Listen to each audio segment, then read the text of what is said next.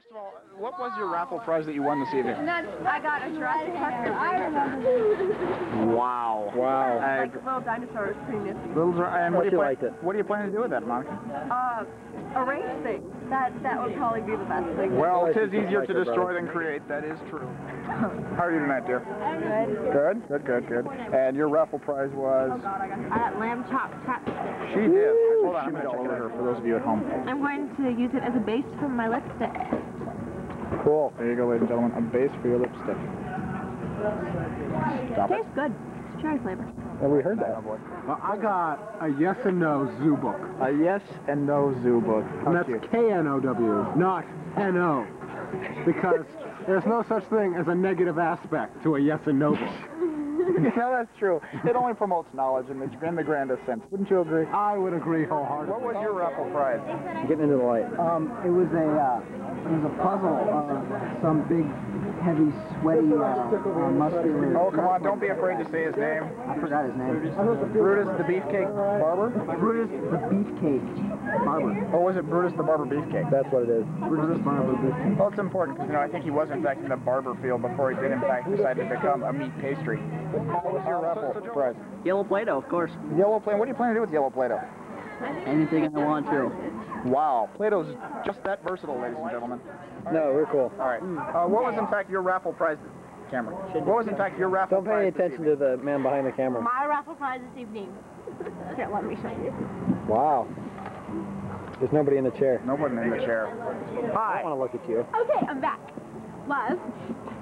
I use my laptop. Red Play-Doh. White Play-Doh. And blue Play-Doh.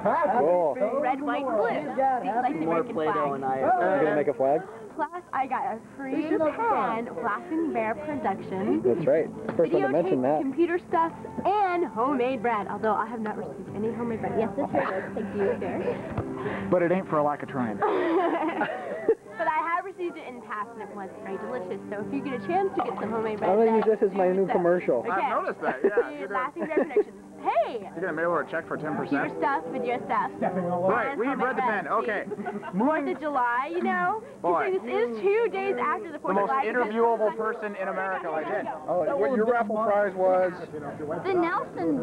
And could you just hold that up for the camera? With Gunnar and Matthew, Ricky Nelson's son. Indeed, a little history there in the puzzle box. And as we see these two fine pillars of rock musicianry right there, could you tell us what your feelings are upon receiving this prize? What first went through your mind when you realized that you've been given this honor? Well, honestly, my She's first really avoiding reaction you, Derek. was shit. And, Shit! Well, I believe that's the first response we've ever had that has actually been a derogatory term for the raffle prizes, and she'll be dragged out and shot when we release the dogs later. but my video answer is, I was thrilled. This evening. My raffle prize was yes and no, K-N-O-W. We've had someone, yeah. Baseball. As Daniel said, there's nothing negative about a yes and no book. That's right. I had the yes and no baseball, which really involves no baseball strategy whatsoever. It doesn't even involve 8 of the 9 innings. And for some reason, the score is 1-0, but you only need to score 1 run to win. And if you score 0 runs, you tie. So I'm not really sure what's going on unless somebody maybe hits a double. Tito, wouldn't you agree that this is intended to produce more of the flavor of the clutch 9th inning of a baseball game instead of making us sit through innings 1 through 8? It's the sheer excitement of the 9th inning. I think that's the point, and I think maybe it's a commentary on baseball that really it all just comes down to chance anyway. That's true. Because all you really do is you pick randomly the squares, and you either win or you lose. I also think the fact that you don't need to score any runs... This is going on way too long. Go to the next question. Any runs to tie shows that when you're playing baseball, there really are no losers. That's true. What puzzle did you win? My body for yes and no prizes. What puzzle was it that you won? No, I don't remember. Wilson Phillips.